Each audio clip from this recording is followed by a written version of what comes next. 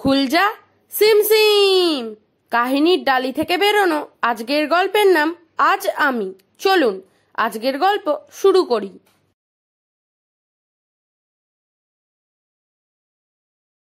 আজ আমি একজন মহাকাশচারী।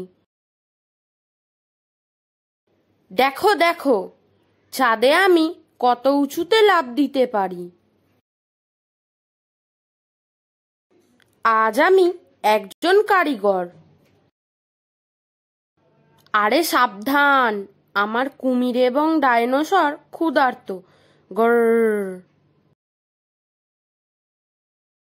আজ আমি একজন ক্রিকেটার।